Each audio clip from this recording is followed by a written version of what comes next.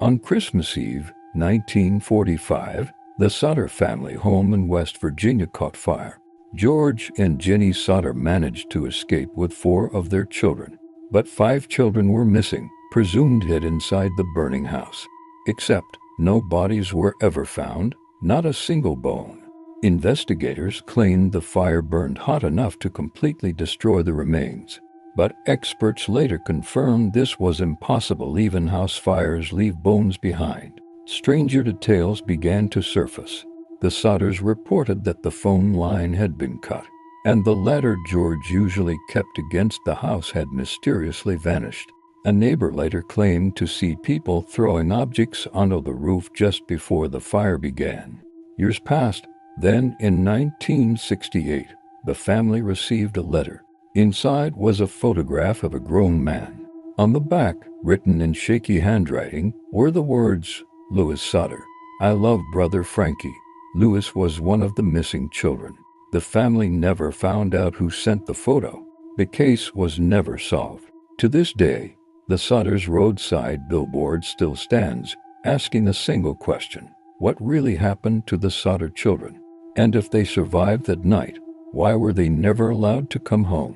The official story claimed the fire was an accident, but the Sodder family never accepted it.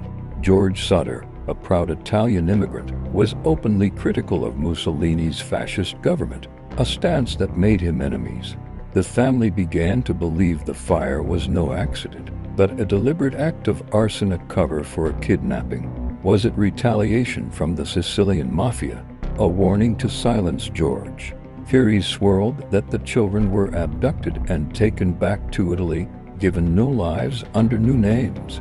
The family spent their life savings on private investigators, chasing down every lead. Sightings were reported for years, but none were ever confirmed. The photo of Louis, received decades later, was the most tantalizing clue, but it led nowhere.